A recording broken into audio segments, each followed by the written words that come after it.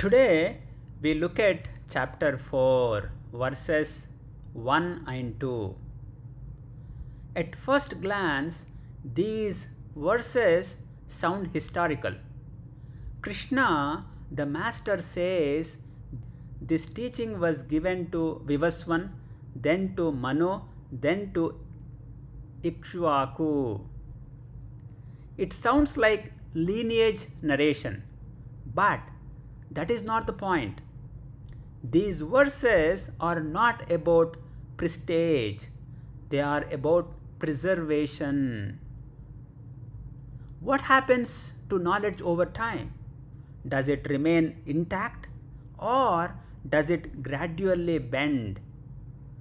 That is what these two slokas address. So before we chant, let us settle. This is not performance, it is disciplined inquiry. Let us invoke clarity, clarity that protects understanding from distortion. Om Sahana Vavato Sahanau Bhunakto Sahaviryam Karavavahaihi Tejasvinavadhitamastu ma vidvishavahaihi. Om Shanti Shanti Shanti. Harihi Om. Shri Gurubhyo Namaha. Harihi Om. Om Shri Paramatmane Namaha. Atha Chaturthodhyayah Jnanayogaha. Shri Bhagavanuvacha Imam Vivasvate Yogam Proktavanahamavvyayam Vivasvan Manave Praha Manurikshvakave Bravit Evam Parampara Praptam Imam Rajarshayo Viduho Sakale Neha Mahata Yogo Nastaf Param Tapa Evam Parampara Praptam Imam Rajarshayo Viduho Sakale Neha Mahata Yogo Nastaf Param Tapa. Krishna, the master, is not claiming authority through ancestry. He is establishing continuity of method. This yoga, this way of understanding was preserved through Parampara, structured transmission, teacher to prepared student, method preserved carefully. Why does that matter? Because knowledge survives only through disciplined transmission. Information alone does not protect clarity. Over time, continuity weakens. Interpretation replaces discipline. Information survives. Real insight fades. The issue is not access. Today, we have unlimited access. Books, talks, commentaries, clips, so on and so forth. But access does not equal clarity. The issue is erosion of method. Sloka 4.2 says, over the time, this yoga was lost. Sakale neha mahata yogo nashtaf parantapa.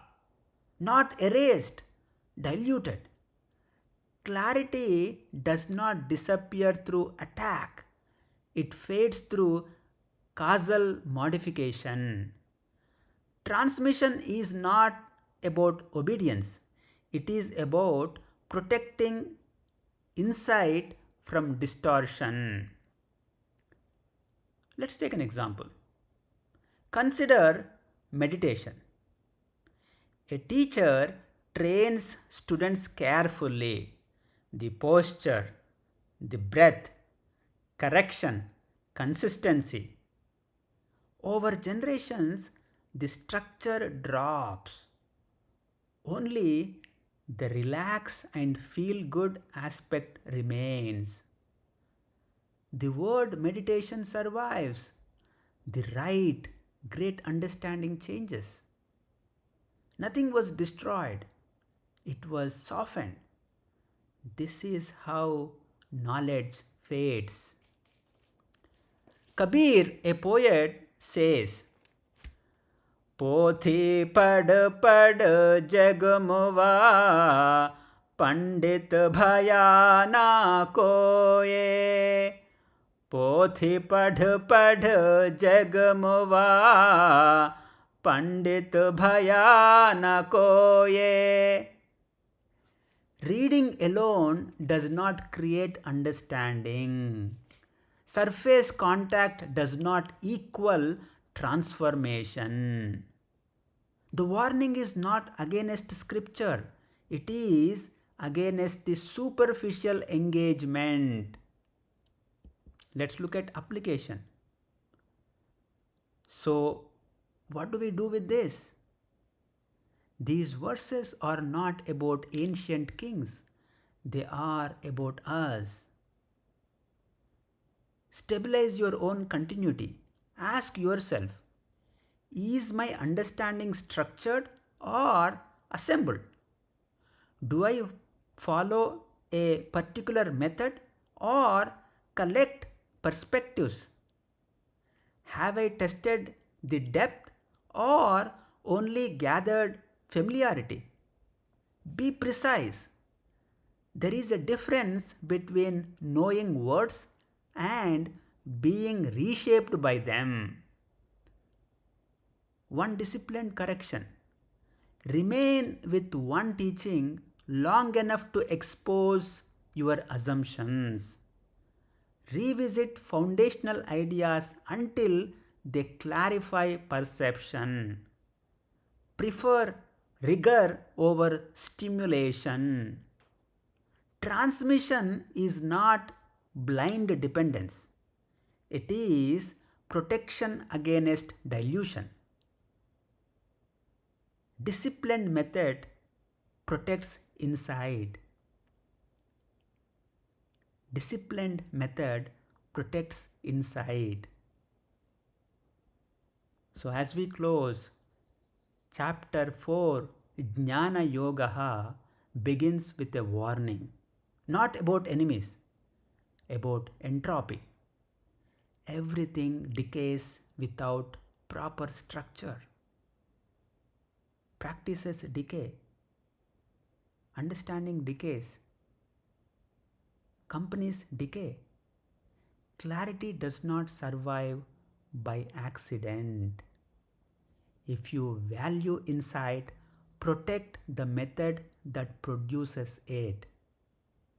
If you value insight, protect the method that produces the value and insight.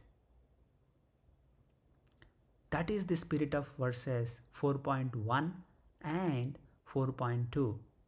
Om Shanti Shanti Shanti Harihi Om Shri Gurubhyo Namaha Harihi Om Swadhyaya Pravachanabhyam Na Pramaditavyam.